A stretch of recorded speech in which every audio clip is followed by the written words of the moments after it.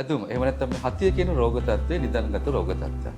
අපේ ජානමය සාධක නිසා සමහර පුද්ගලයන්ගේ ශ්වසන පද්ධතියේ ශ්වාසනාලවල ඇතිවන වෙනස්කම් කිහිපයක් නිසා තමයි මේ තත්ත්වය සිදුවන්නේ. විශේෂයෙන් ප්‍රතිශක්තිකරණ පද්ධතියේ ඇතිවන යම්කිසි ක්‍රියාකාරීත්වයේ වෙනසක් නිසා ශ්වාසනාලවල ඇකිලීමක්, පටුවීමක් නිසා ශ්වාසනාල අවීරද වීමක් මේ සත්ත්වයට සිදු වෙනවා. මේ නිදන්ගත රෝග තත්ත්වයක්. ඒ කියන්නේ කාලයක් තිස්සේ පවතින රෝග තත්ත්වයක්. මේ රෝගයේ තිබෙන කෙනෙකුට ඕන් විවිධ පරිසර සාධකවලට යොමු වීම නිසා සමහරට ලබා ගන්න ආහාර පානයක් වෙනවා අපි ආග්‍රහණය කරන දේ යම්කිසි තිබෙන ජාත වර්ගයක් වෙන්න පුළුවන්. එහෙම නැත්නම් ආසාත්මක තත්ත්වයක් ඇති වෙන දැක්කම එහෙම නැත්නම් විශේෂයෙන් කුඩා දරුවන්ගේ නිතර ඇති වෙන වෛරසස් ඇති වෙන සෙම්පතිසයට රෝග තත්ත්වයක් වෙන්න පුළුවන්. සමහරට දරුවෙක් දිව්වොත් මහන්සිනෝතින් සමහරට ඔවුන්ගේ ව්‍යායාම විවිධ හේතු නිසා මේ රෝග තත්ත්වය උස්සන්න වීම සිදු වෙන්න පුළුවන්. මේ තත්ත්වය පාලනය කරගෙන මේ නැවත ඇතිවීම වළක්වා ගැනීම නිසා ඒ දරුවන්ට විශේෂයෙන්ම සාමාන්‍ය ජීවිතයක් ගත කිරීමට අවශ්‍ය වීමට මේ රෝග තත්ත්වය පාලනය කරගන්න තමයි අපි මේ දීර්ඝකාලීන ප්‍රතිකාර භාවිත කරන්නේ. ඉතින් දීර්ඝකාලීන ප්‍රතිකාර වශයෙන් ඉන්හෙලර් ප්‍රතිකාරය භාවිත කරන ඉන්හෙලර් සිදු කරන්නේ ඒ ඖෂධ ඒ රෝග තත්ත්වය පාලනය කරන ඖෂධ ඍජුවම ශ්වාසනාලවලට ලබා දීම තමයි සිදු කරන්නේ. ඒ ශ්වාසනාලවලට මේ ඖෂධ ලබා දීම ඍජුවම සිදු වෙන නිසා ඒ ශරීරයට උරා ගැනීමක් සිදු වෙන්නේ නැහැ. ඊට මද වශයෙන් තමයි සිදු වෙන නිසා වෙනත් අවයවවලට මේ ඖෂධ නිරාවරණය වීමේ බලකිනවා. එමගින් අතුරු ආබාධ දීර්ඝකාලීන අහිතකර ප්‍රතිඵල ඇතිවීම ඉතාම අවම තත්ත්වයක් පවතිනවා. නමුත් මෙහිදී වැදගත් කාරණේ තමයි මෙන්න මේ ඉන්හෙලර් ප්‍රතිකාරය ලබා ගැනීමට නිවැරදි ආකාරයට භාවිත කර යුතුයි.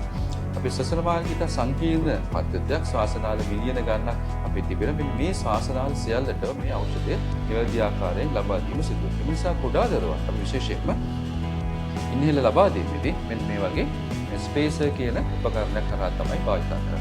මේදී සිදු වෙන්නේ අපි මේ දරුවන්ට ලබා දෙන ඖෂධය මෙන්න මේ වගේ අපි සරලව දන්නවා මේ පෆ් එකක් වගේ වශයෙන් එය අපි ගත්තොත් මෙන්න මේ වගේ දුමක් ආකාරයෙන් තමයි තියෙන්නේ. ඖෂධය තියෙන්නේ මේ දුම විදියට ආගිතා කුඩා 60 වෙනි අංශු විදියට සාමාන්‍ය මයික්‍රෝන 1.5ක් අතර ප්‍රමාණය සමහර 1.10ක් අතර ප්‍රමාණය අංශු. මෙන්න මේ අංශු පෙනහළු තුට ඍජුවම ලබා දීම තමයි මෙන්න මේ ඉන්හෙලර් සහ මේ ස්පේස් එක හරහා සිදු වෙන්නේ. මෙන්න මේ ක්‍රියාවලිය නිවැරදිව සිදු කරන්න ඕනේ. ඒ වෛද්‍යවරුන් ලෙන උපදෙස් අනුව නිවැරදි පිළිවෙලට සිදු කරේ නැතුනොත් ඇත්තටම මේ ඖෂධය අපත යනවා. ගොඩක් දුරට නිවැරදි ආකාරයට ඒ ක්‍රමවේදය අනුගමනය නොකරොත් වෙන්නේ ඖෂධයේ අපේ උගුර ප්‍රදේශයේ රැඳිලා කෙලින්ම අපි ගිලිනවත් එක්කම ඖෂධ අපේ උදරයට තමයි යන්නේ පෙනහළුවට නෙමෙයි. ඒ නිසා ඒ නිවැරදි ආකාරයට මේ ඉන්හෙලර් එක භාවිතා කිරීමත් ඉතාම වැදගත්. ඒ ඖෂධය නිතිපතා ලබා ගැනීම දිනපතා වෛද්‍ය උපදෙස් අනුව ලබා ගැනීම, ඒ නියමිත ඖෂධය